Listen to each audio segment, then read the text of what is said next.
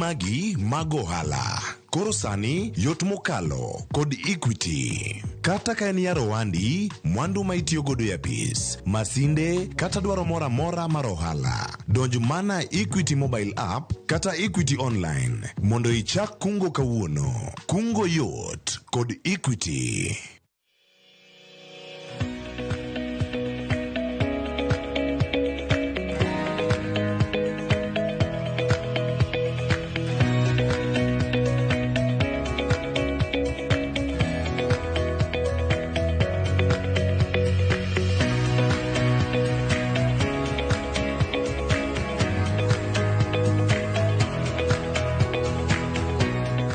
Arwaki chenro wa makawuono mar ohala gi mwandu. Chenro momedo ge mbaka gi oganda luo mago matiyo mateke weche mag ohala kod keto mwandu.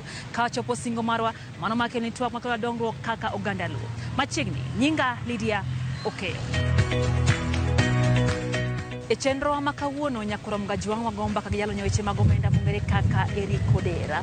Watwak mar ng'eyo kaka nyalo gero handi noni osebedo kod ng'ikruok e kinde mokalo ka bende onyiso jo ohala kaka ginyalo gero handgi kendo yaro bedegi kaka yor nyayo dongruok margi. Nyakoro mgajuang wawinje kaka no watwak kode.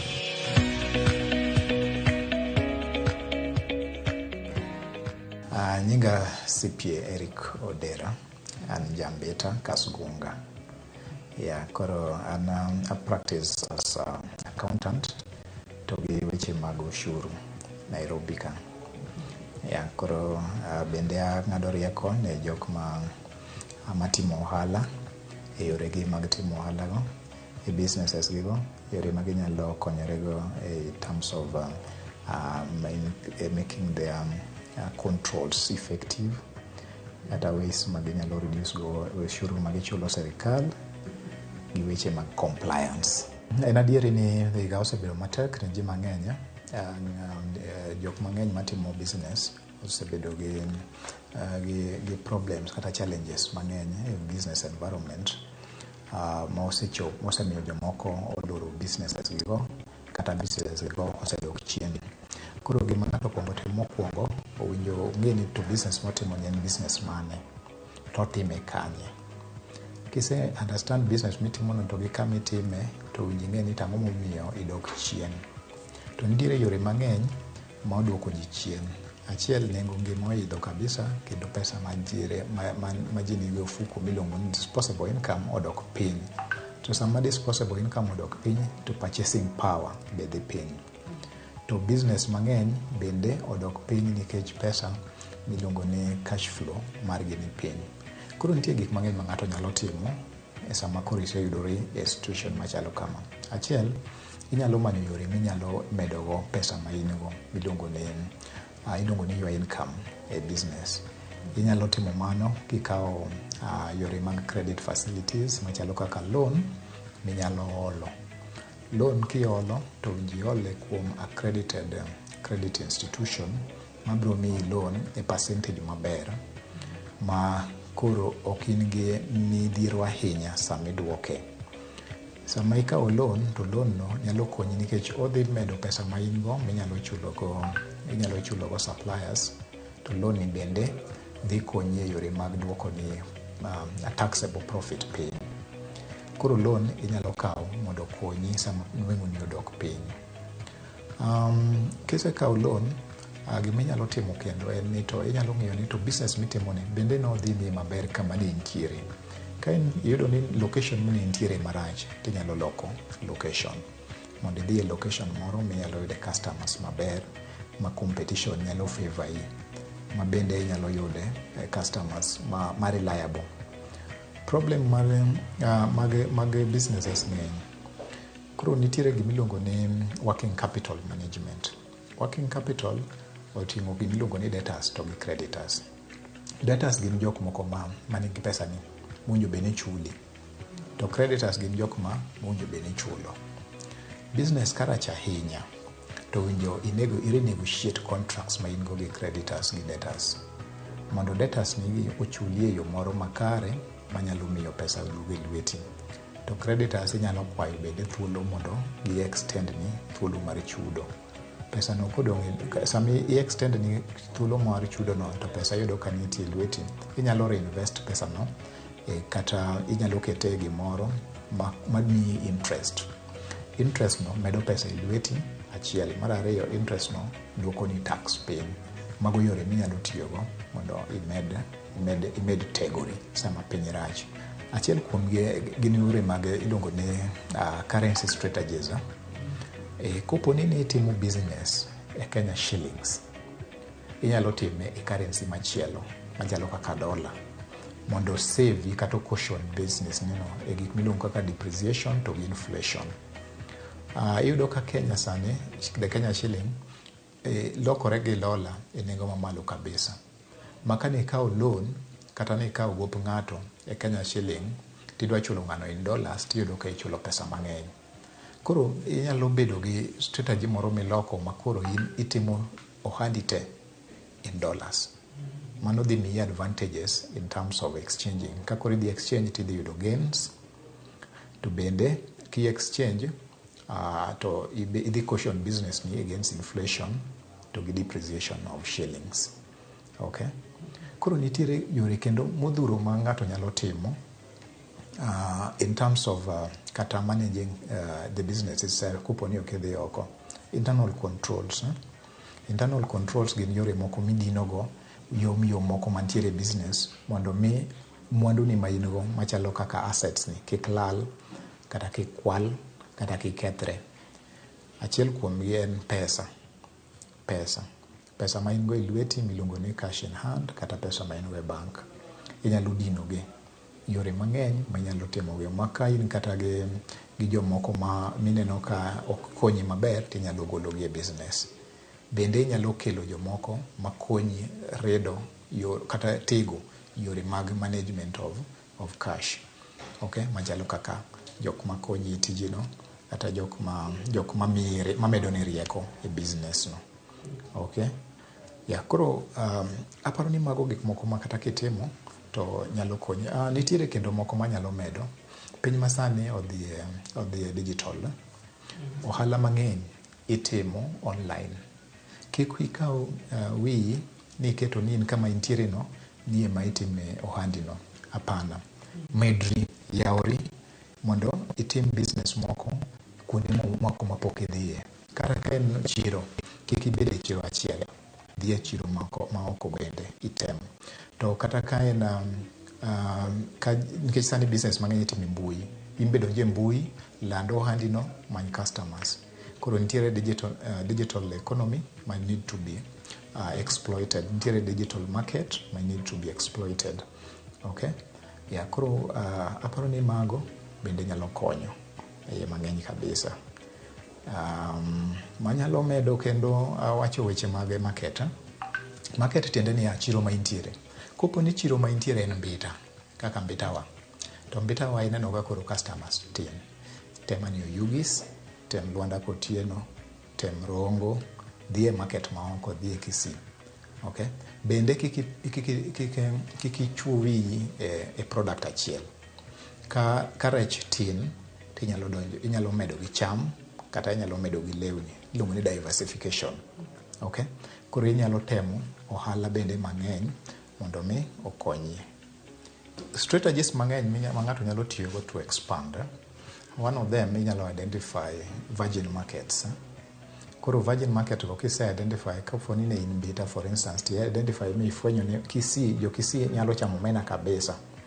Inyalo medo ohandi moro mi establish ohala maduong' Kisii. Mano one way minyalo establish. Tiende ni identification of new markets. Number 2, inyalo expand by improving on your income. Tiende ni imanyo pesa mang'eny mondo omi teko mar expansion. Kore momina wacho ni diversify your sources of funding. Makionge pesa mokinya yudo kiin, inyalo medo gi loans, donations, inyalo manyo pesa kuonde moko. Okay? Inyalo bende expand go. Expansion bende nyalo biro in terms of joining a partnership kata joint ventures. Inyalo riwori gi ng'ato to utimo gimoro maduong' dichiel. Moloyo bedo ka in kendi. Koro nitiere yore mang'eny minyalo expand go. Expansion bende jomoko timo ni kar timo gimoro, tiende ni nitiere inyalo wacho ni atim gimoro Nairobi ka to ok timre ni. Koro i-expand kidhi e taonde mamoko, idhi e chirni mamoko, i-expand gi bende medo ohala, riwo ohala modhuro moloyo dhi e ohala achiel. There is never room for giving up. Onge ng'ama owinjo bed ni give up. Gima ng'ato owinjo tim en ni nyaki position yourself ma i change with the changes. Kiki iket wiyi e gimoro achiel nikech mane ming'eyo. There is always room for learning. Nyaki ng'e ni ka in ohandi ni ng'ama japur, okay? To inyalo wuok e purno midonji kata e lupo, midonji kata e ohala machielo. Koro onge tiende nego chuny ng'ato, kata onge tiende nego chunyi ni wuon ni ok inyal timo gimoro. Wuoga oko motegno, tem kendo som kuom ji, tim gimiluongo ni networking. Wuog oko, identify new markets, identify new products, mondo gima itim gima ji sani. Ing'eni kaka ineno piny dhi matekni, to nitiere gik mang'eny mabiro mane ok nyal tigo chon to nyalo tigo. For instance, kaka sani nitiere new markets and new products machalo kaka internet. Internet is a new business. Masani kuro is almost becoming a necessity in every home. Okay? Kuro, instead of giving up, inyalo identify those new markets, those new products, kendo inyalo timogi. Bende nitiere gik moko mane ok timre, nitiere businesses moko ma kitimo to bedo redundant. Nikech either ging'eny kata jok kamitimogi no ji ok dwargi. Tim gik moko ma business moro ma ji ohero, kata mochuno ji, kata ma ing'eyo ni kata ji bed mang'eny, to in pod inyalo timo. Koro nyaki bed gi adaptation features in every market. Nyaki bed very keen on which market you are in, which products are you dealing in, and who are your competitors.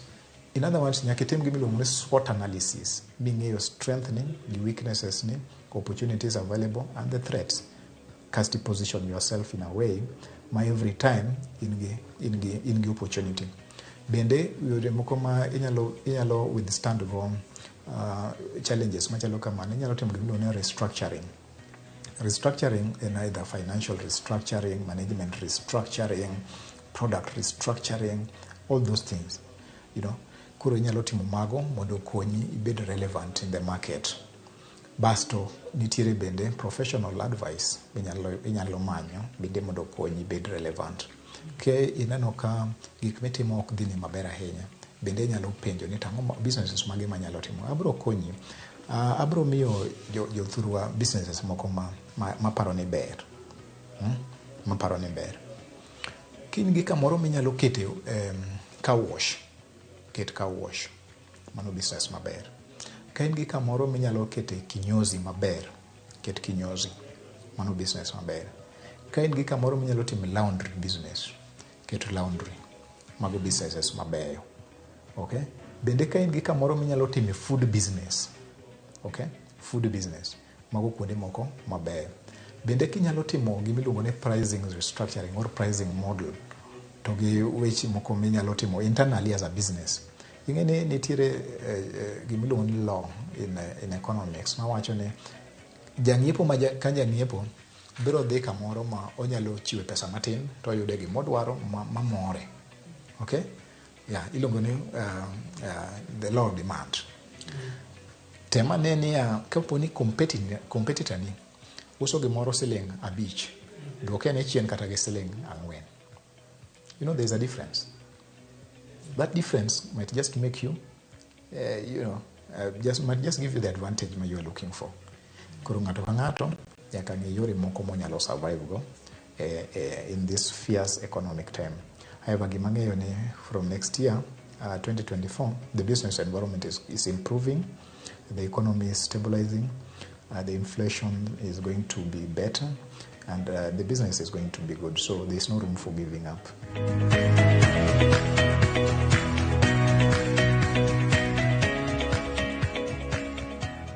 Bende wago mbaka gi Veronica Ohala man jang'ad rieko weche mag omenda nyakoro Mgajwang' mar ng'eyo chenro mag kawo hola kaka ja ohala, kinde minyalo kawe hola kaka ja ohala, ka bende onyisowa kaka inyalo bedo mabor gi kawo hola mar geng'o ng'ikruok moro amora e ohala mar nyakoro Mgajwang'. Wawinjie kaka nwatwak kode.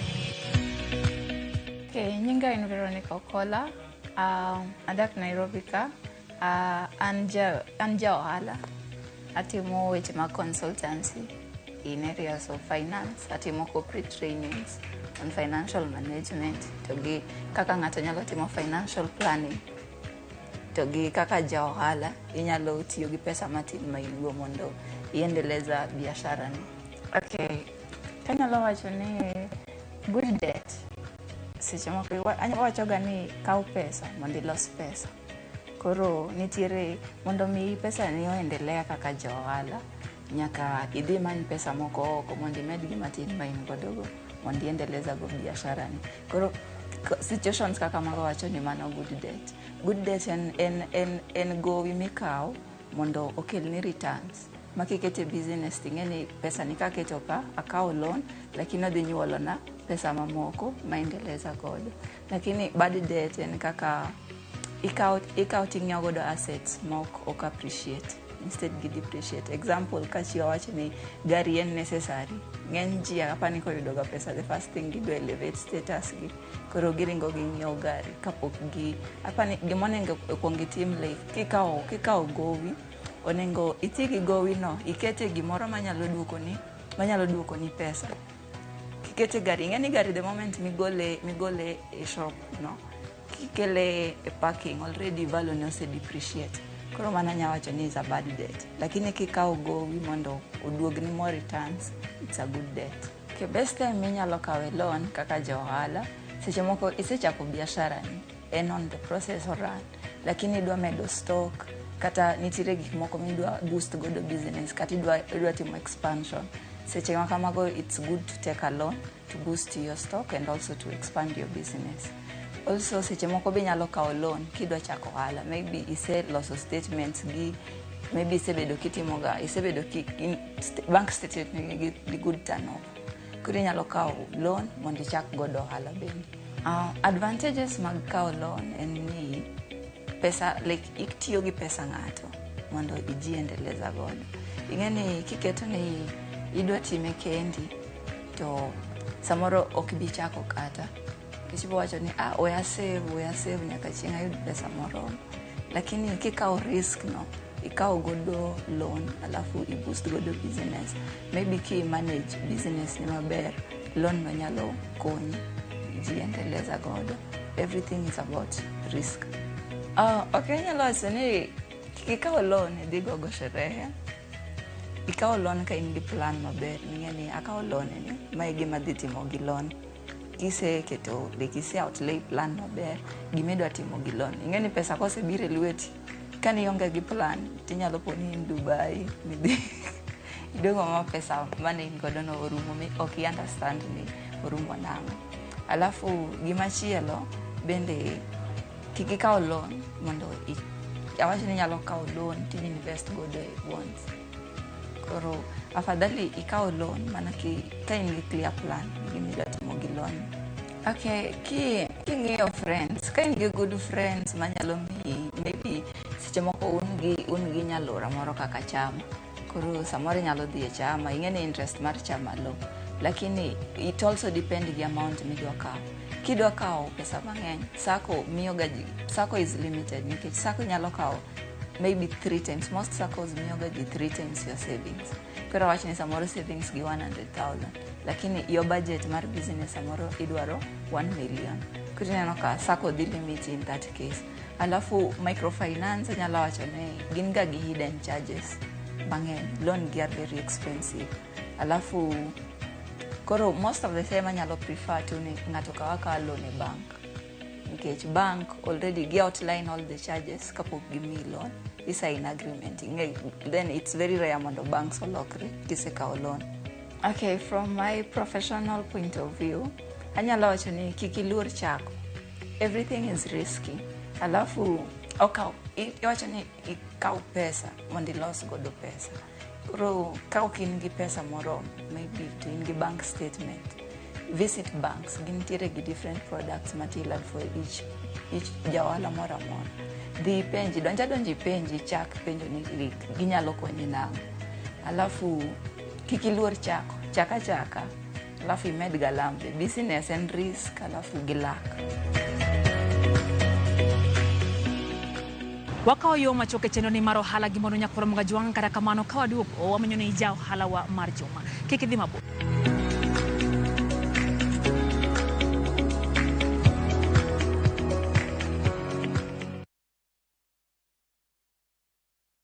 Christmas comes early na View sasa. Jishindie shilingi milioni 3 kwenye draw kubwa msimu huu wa Christmasi. Huenda bahati ni yako. Cheki content noma pale View sasa. Kisha piga *487*3#. Chagua jipange na View sasa. Kisha chagua video package. Ujipatie points na uongeze uwezekano wako wa kushinda mamilioni. Kumbuka pia kuna washindi wa shilingi 1,100 kila siku na shilingi 1,500 kila wiki. Jipange ushinde mamilioni na View sasa. Piga *487*3# sasa. Terms and conditions apply.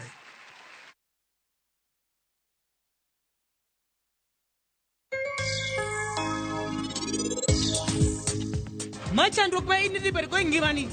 And please use your brain. Ngeni jogi okinjo class wakata matin. They don't have class. Gin pok kisomo gikia kimora mora.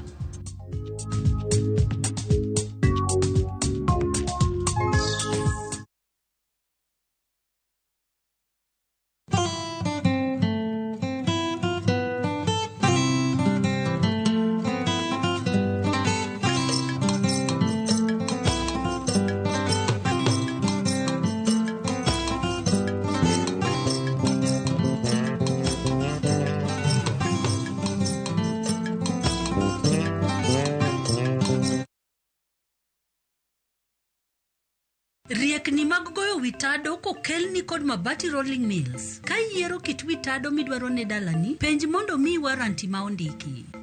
Odak na lubura kapok oloko rangi kendo en kod waranti. Seche mibiro ikori ne gedo, abotiri kum dila mar MRM. En ka isetiyo kode to weche mag gedo iloro choth.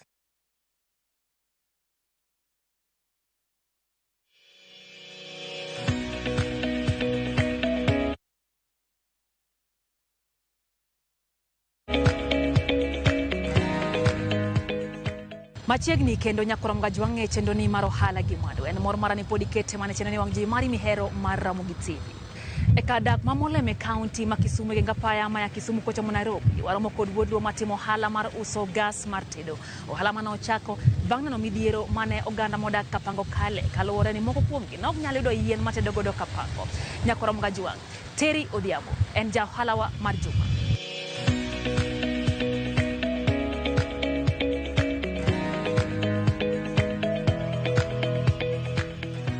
Karao ilinyinga en Terry Odhiambo. Atimo ohala mar uso gas. Gas ni ause e Molem stage kanyo kama jopeng' chunge ndara kanyo.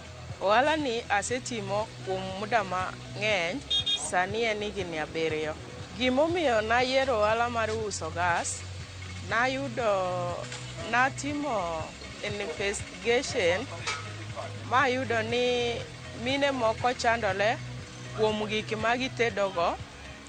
Koro naneno ni gabedo gi gas ni anyalo konyo mine mang'eny kata chuo kata joma timo hotel. Ka wakombeo gas gi yien ne wayudo ni gas inyalo tiyogo muda mang'eny, asto en gimoro minyalo timo piyo piyo, kaka seche moko mine ae chiro gotieno okonyogi mapiyo. Gigokinyi nayudo ni onyalo konyo nyithindo gokinyi seche midwaro losogo kata nyuka kata chai. Kachako ohala mar gas, ne wan gi bura moro, ne wachulo siling 1,100 wiki ka wiki, ne wan ji 10. Mano nyiso ni ng'ato nonyalo yudo siling 10,000 ngeso ka ngeso. Kuom mano, kayudo pesano nachako kawo gas 2. Tichni ahero mang'eny kabisa, nikech seche moko ani be nitiere kaka okonya kata e ot. Ohala mar gas ni en gi challenges mang'eny, nikech seche moko inyalo miyi gas, ma gas seche moko en gi leakage. Koro nyaka i-confirm ni gas ni en gi gases mimiyi no gionge leakage te, nikech gobedo gi leakage onyalo muoch kata ot. Seche moko ka customer okawo be ka en gi leakage onyalo miye sida ot. Koro nyaka i-confirm ni imiyo customer gima ber maonge leakage. Ka en gi leakage ichako iduoke kambi. Gimomiyo ahere, onyalo miya ohala moro ka dwe orumo, anyalo yudo ohala manyalo chulogo ot, manyalo chiemogo. Pile ka pile ok anyalo koso chiemo, gi nyithinda be nyalo dhi e skul. Ber gibedo bookkeeping, nikech onyalo konyi godhiambo. Kaka sani ni wawach ni nigi gas 100, kochopo godhiambo ang' ning'e ni iwiro gas adi, samoro iwiro gas 4. Mano koro nyaka ing'e ni gas 4 ni capital ne en ga pesa adi, ohala yudo pesa adi. Mano nyaka ibed gi kwano no mondo ikan pesa ohala yore gi pesa mar gas be yore. Results masepuonjore ni ohala mar gas ni pesa ne okoyot kolal. Ohala mang'eny pesa ne lal e iye, but kang'iyo ni gas na akawo gi Sh1,000, awilo gi Sh1,150. Koro godhiambo ang'eyo ni 50 en ohala mayudo. Kata ka wilo gas 1 ang'eyo ni 50 no ema chamo, ema goyo budget kode. Gimomiyo atiyo pile pile, adwaro mondo ohanda ni obed mang'eny, mondo abed gi customers mang'eny. Kendo customers na kik obed gi shortage moro amora ka gibiro giyuda pile pile. Abiro yiero ohala mar gas ni, nikech mokwongo aseng'isi ni pesa ne ok onyal lal mayom. Kata nakawo loan e bank, owacho ni akawo gas 200. Ang'eyo ni gases 200 ni, ang'eyo ohala machamo kata en Sh50, lakini pesa cha, ang'eyo ni koro pesa mar capital cha nyaka kan. Anyalo chiwowi kata ka gin gi ohala moro, ginyalo keta gas no, kata inyalo chako 2. Koro dwe ka dwe imedo kidhi, imedo, ibiro yudo kisechopo kamoro.